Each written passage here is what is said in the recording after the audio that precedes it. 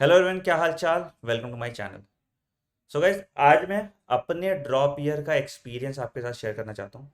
मैंने अपने drop year में क्या किया था, कैसे पढ़ाई की थी, and I eventually scored a rank of all India 416। ठीक है। तो बात तब की है जब मैं तैयारी करता था। उस टाइम पे फर्स्ट अटेम्प्ट में मेरा कोई सरकारी मेडिकल कॉलेज मुझे नहीं मिल रहा था। मुझे लगता है 12-13 नंबर से मेरा छूट गया था सरकारी मेडिकल कॉलेज। ठीक है। तो मुझे एक प्राइवेट मेडिकल कॉलेज मिल रहा था, Himalaya institute of medical sciences, Dehradun. Fees उसकी उस टाइम पे आई थिंक 2.5 लाख के आसपास थी। और I come from a very lower middle class family. वैसे तो मेरे पापा प्रोफेसर हैं, बट तभी उनकी कुछ बिहार में कुछ नाटक था। 6-7 महीने सैलरी बहुत डिले आती थी, मतलब साल साल भर सैलरी नहीं आती थी, तो बड़ा बुरा हाल था घर का। बट फिर भी पापा एकदम तैयार कि नहीं, इसको ड्रॉप नहीं कराना, ये तो नकारा है। जो मिला है अगले साल ये भी नहीं मिलेगा, तो इसको मेडिकल कॉलेज भेजना है। And I was very adamant कि नहीं, मुझे अपने पापा के पैसे में आग नहीं लगाना। इतना पैसा देके तो मैं डॉक्टर नहीं बन रहा, मैं वो गिल्ट में ही मर जाऊंगा। तो मतलब तुम कैलकुलेट करोगे तो 15 लाख रुपए फीस है। तो मुझे लगा मैं एक साल अगर रगड़ के मेहनत करूँ, अनपढ़ तो मैं हूँ नहीं, है ना। मेरे 10th में 6 नंबर थे, 12th में भी ठीक नंबर आ गए थे, तो अनपढ़ तो मैं हूँ नहीं। तो कर तो सकता हूँ मैं ज़िंदगी में कुछ।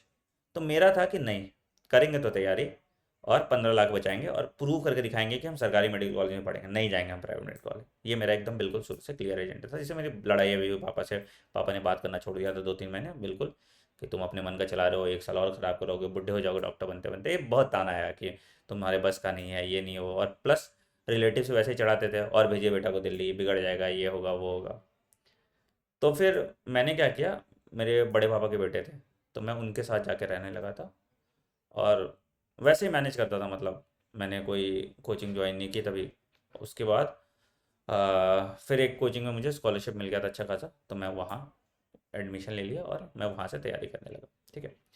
अच्छा, अब ड्रॉप ईयर में क्या किया मैंने। ड्रॉप ईयर में आपका मैंने पढ़ाई स्टार्ट की अपनी बिल्कुल सिद्ध से। मैं दुनिया जहान भूल गया। देखो, रोज़ ताना सुनने को मिलता था, पापा फ़ोन करते थे जब, तो फिर ताना ही सुनने को मिलता था। सब सब जगह से, मतलब सिर्फ नेगेटिविटी, सिर्फ नेगेटिविटी। एक टाइम का उनको भी लगा, यार क्यों इतनी मेहनत कर रहे हो, बेकार ही है ना, खुद से कर लेते बेटर था, चला जाते कॉलेज। बट फिर मुझे वो आसान रास्ता नहीं चूज़ करना था, तो मैंने फिर तैयारी स्टार्ट की। मैं पूरा तैयारी का आपको जर्नी बताता हूँ फिर क्या था। तो मेरा फिजिक्स ठीक था, केमिस्ट्री ठीक था, बायोलॉजी मेरा बहुत ख़राब था। तो मैंने एनसीईआरटी ली। और शुरू में जब भी नेगेटिविटी होता था, मैं लिखना स्टार्ट करता था, खूब सारा खूब लिखता था, खूब लिखता था, खूब लिखता था। रोज के मैं 200 सवाल बनाता था। मैंने पीवाईक्यू खरीद लिया, एग्जाम्पलर खरीद लिया, सारी जो किताबें थी उस टाइम पे। तो और भी आपको किताबें पढ़नी पड़ती थी, क्योंकि ज़रूरी नहीं था कि पेपर एनसीईआरटी से ही आएगा। तो बहुत सारे रेफरेंस बुक्स मैंने रखे हुए थे, सब कुछ पूरा तामझाम अपना रख लिया था। और सुबह मैं 8:30 बजे पढ़ने बैठ जाता था नाश्ता करके। ठीक है, 8:30 बजे मैं बैठता था।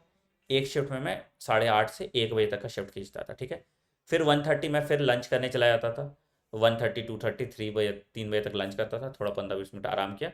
फिर 4 बजे बैठने बैठा, और 4 से 6 मैं फिर से पढ़ता था। 6 बजे फिर मैं घूमने निकल जाता था, मतलब ऐसे कहीं वॉक वॉक के लिए चले जाता था। बैडमिंटन तभी मैं खेलता था, याद है मुझे, हाँ। तो बैडमिंटन खेलने के लिए हम चले जाते थे। फिर उसके बाद वापस आते थे 7, 7:30 बजे के आसपास। फिर खाना वाना बना होना, मतलब 8-9 बज जाता था। फिर 9 बजे बैठते थे, और 9 से 12, 4 घंटे का शिफ्ट है। तो मैं 3 शिफ्ट में पढ़ता था, एक शिफ्ट में फिजिक्स, एक शिफ्ट में केमिस्ट्री, और एक शिफ्ट में बायोलॉजी। और इनफैक्ट शुरू के टाइम में मैंने बायोलॉजी को 2-2 शिफ्ट दिए थे। तो आपका जो भी वीक सब्जेक्ट है उसको आप ज़्यादा टाइम दो, और जो स्ट्रॉन्ग सब्जेक्ट है उसको थोड़ा कम टाइम दो। बट ये नहीं है कि उसको टाइम ही नहीं देना, कि पता चला कि वो स्ट्रॉन्ग सब्जेक्ट आपका वीक सब्जेक्ट हो जाएगा। ठीक है, ये काम करता था। कोचिंग मैंने मतलब इंडिविजुअल बायोलॉजी की लगाई थी। ठीक है, फिजिक्स मुझे आता था, फिजिक्स भैया भी था, तो भैया मुझे बता देता था, मैं भैया से पढ़ लेता था। ठीक है। केमिस्ट्री ठीक था मुझे। ऑर्गेनिक केमिस्ट्री मुझे नहीं आता था, तो ऑर्गेनिक के लिए मैंने तभी सोलोमन्स खरीदा था किताब, और सोलोमन्स किताब से ही पढ़ना स्टार्ट कर दिया था मैंने ऑर्गेनिक केमिस्ट्री। ठीक है। बट मैं जितना थ्योरी पढ़ता था उतना टाइम मैं क्वेश्चन सॉल्विंग में भी देता था। तो बहुत अच्छा आपका वो वाला अप्रोच आ जाता है। ठीक है। तो मैं आपको ये कहना चाह रहा हूँ, जो भी बच्चे आपका तैयारी कर रहे हैं, मतलब अभी जो ड्रॉप लेने का सोच रहे हैं, ड्रॉप के टाइम पे आपको निगेटिविटी आएगा, लोग सुनाएंगे। देखो, जब तक आप सफल नहीं होते ना, सब आपको सुनाते हैं। मतलब मेरे एक अंकल थे, पापा के प्रोफेसर ही दोस्त थे, तो ऐसे फ़ोन करते थे, और बोला था बेटा को दिल्ली भेजिए। भेज दिया ना दिल्ली। दिल्ली जाते ही बिगड़ जाता है लोग। तो ऐसे आते थे। ठीक है। और उसके बाद जब मेरा सिलेक्शन हुआ, तो वही अपनी बेटी को लेके आए थे कि हाँ हाँ आनंद बाबू, बताना इसको कि कैसे तैयारी करना है नीट का। ठीक है। तो ये चीज़ होता है। तो रिश्ते बदल गए, जज्बात बदल गए, हालात बदल गए, हो जाएगा। ठीक है। तो अभी ब्लॉक लगा लो कान पे। कोई कुछ बोल रहा है, अपनी जिद में रहो। लेकिन वही है, खुद से ईमानदारी रखना। ये नहीं कि ड्रॉप भी ले लिया और टाइम पास कर रहे हो, फिर कोई पॉइंट नहीं है, ठीक है। तो I understand the pain of a dropper. मुझे पता है कि ड्रॉपर की पे क्या क्या बीतती है। बहुत सिंपल मैथ्स है बेटा। सबसे पहला, आपने ड्रॉप लेने के टाइम ये ध्यान रखना है कि आपने क्या क्या गलती की थी, वो गलती नहीं दोहराना, ठीक है। लिख लो वो गलती। क्या गलती की थी मैंने? मैं पढ़ा नहीं तो मुझे पढ़ना है। मैंने क्वेश्चन नहीं लगाया, मुझे क्वेश्चन लगाना है। मैं 50 टीचर से पढ़ा, मुझे एक टीचर से पढ़ना है। मैं रिवीजन में मात खा गया, मैं रिवीजन करूंगा। मैंने प्रैक्टिस नहीं की तो मुझे सिली मिस्टेक हो गया, मैं प्रैक्टिस करूंगा। टाइम मैनेजमेंट नहीं हुआ तो मैं बहुत सारे मॉक टेस्ट दूंगा। तो आप गलतियां आइडेंटिफाई कीजिए, उसका सॉल्यूशन ढूंढिए एंड सिंगल पॉइंट फोकस पे काम कीजिए। डिस्ट्रैक्टेड नहीं होना है, डिमोटिवेटेड नहीं होना है, डेविएट नहीं होना है अपने लक्ष्य से। एक साल है, एक साल दुनिया भूल जाओगे। एक साल रोज गाली सुनो पापा के, ठीक है, कोई बात नहीं। पड़ोसी का रोज ताना सुनो, कोई बात नहीं। अगले साल तुमको जवाब देने का मौका मिलेगा, तो रिमेंबर दैट।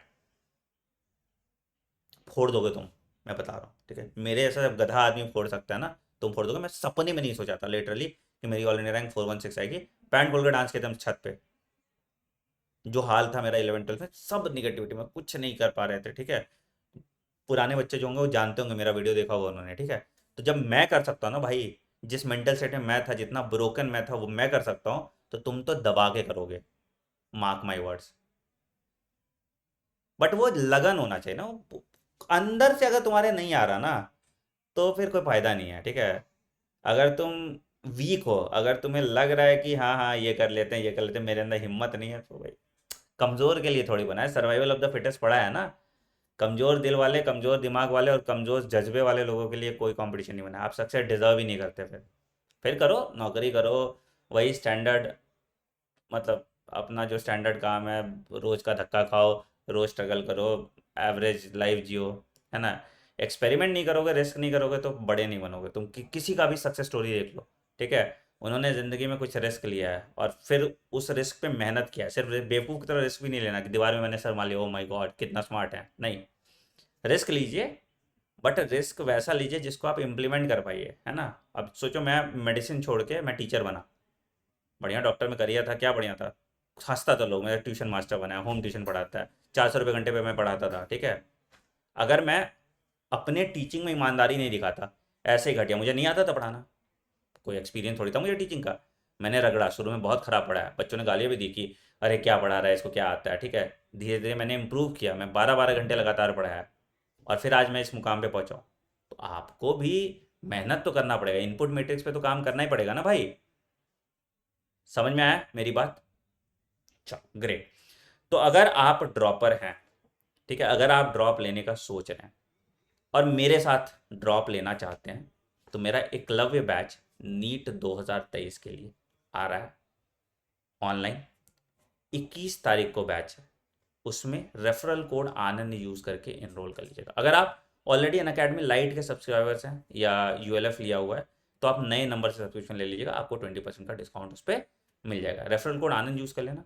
मेरे काउंसलर्स के नंबर नीचे कमेंट में पिन है, चैट में पिन है, उस पर आप मैसेज करके इंक्वायरी ले सकते हैं, ठीक है।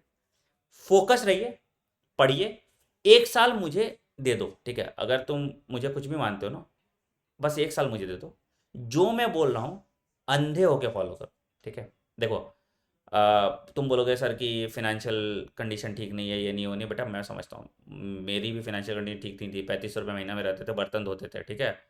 मतलब तुम इमेजिन नहीं कर सकते हो, हम भैया और टीटू भैया, मेरे बड़े बाबा के बेटे, तीनों एक रूम में रहते थे। और सीढ़ी वाला रूम था, सीढ़ी नहीं होता कि सीढ़ी का रूम होता था, ठीक है। अभी तुम देख रहे हो ना मर्सिडीज वर्सिडीज सब, टाइम वो था।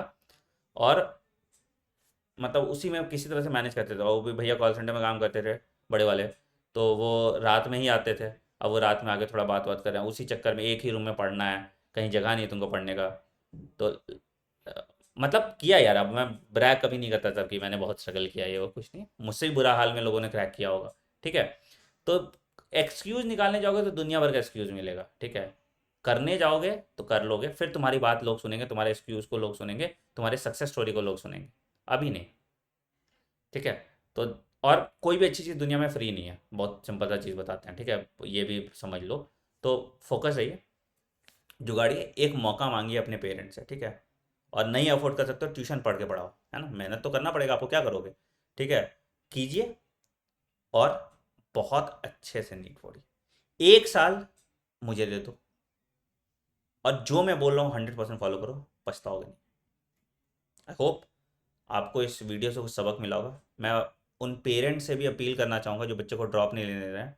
सर मेरे पापा भी मुझे ड्रॉप नहीं लेने दे रहे थे, बट मैंने आज प्रूव किया and is very proud of me.